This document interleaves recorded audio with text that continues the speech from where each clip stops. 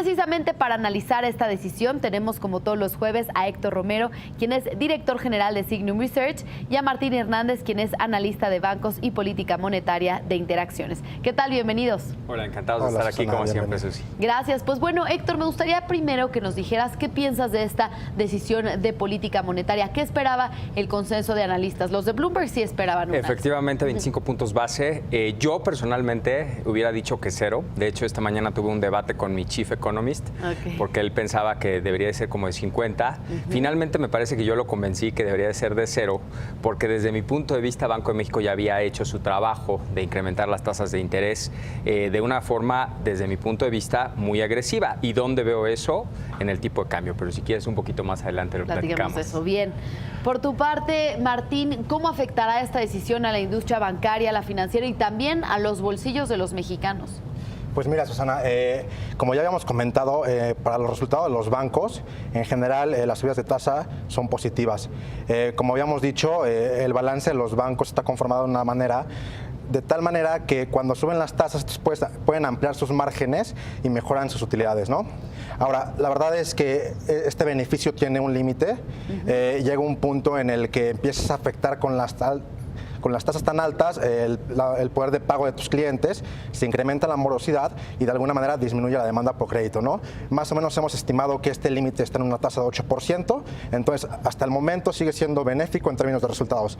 Ahora, para los consumidores y para el bolsillo en general de la gente, la verdad es que desde el año pasado y desde 2015, en diciembre, que comenzó la subida de tasas, no hemos visto incrementos en la tasa de cartera de consumo, ¿no? En general, la parte de tarjetas de crédito ha aumentado marginalmente, pero otros rubros dentro de la cartera, las tasas que cobran han disminuido. Esto se ha generado gracias a un entorno de mayor competitividad en el mercado. Entonces, ¿quién está asumiendo este mayor costo? En general, aquellos que tienen créditos a tasa variable, como lo son la cartera comercial, que está conformada por empresas, por gobierno y por otras instituciones financieras.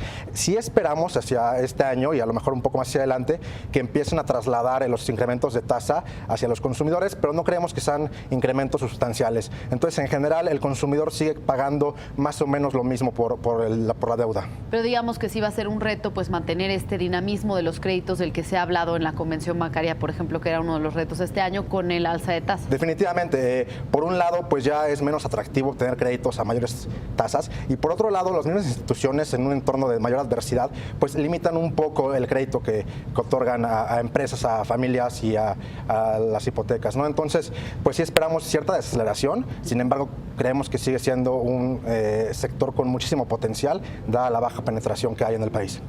Bien, y pues Héctor, ya lo comentábamos, ¿qué impacto veremos en el tipo de cambio? ¿Qué impacto vimos ya? Bueno, de entrada una apreciación, efectivamente el tipo de cambio se apreció hoy y de hecho en el momento en que se anunció la decisión de política monetaria llegó hasta 18.61, es decir, fue una apreciación para el día importante.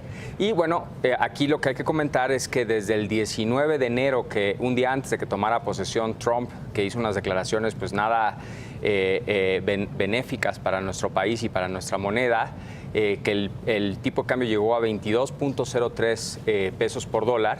Sí, al día de hoy el tipo de cambio se ha apreciado 18% en términos de dólares por peso, que es la forma de medir la apreciación, ¿no? En pesos por dólar pues es 15%, hay una diferencia porcentual curiosa, es simplemente la fórmula matemática que utilices, ¿no?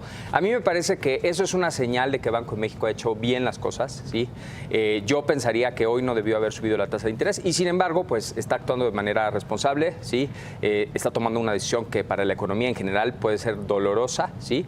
Pero al final también se tiene que poner en los zapatos de los especuladores, de los hedge funds, que durante todo el año pasado y antepasado estuvieron apostando en contra del peso, donde el peso era el hedge en contra de los problemas de los mercados emergentes. ¿Por qué? Porque la tasa de interés era demasiado baja. Hoy, de hecho, la semana pasada leí un artículo muy interesante de un hedge fund manager donde dice que el carry del peso es bastante atractivo, es decir, el diferencial entre las tasas de interés en pesos y las tasas de interés en dólares hacen que la moneda mexicana sea bastante atractiva. Y además que tiene que ir un poco pues en línea con la Fed, ¿no? Se hablaba de que debe dejar igual o ampliar este diferencial de tasas para minimizar de cierta manera la posibilidad de que haya flujos de capital.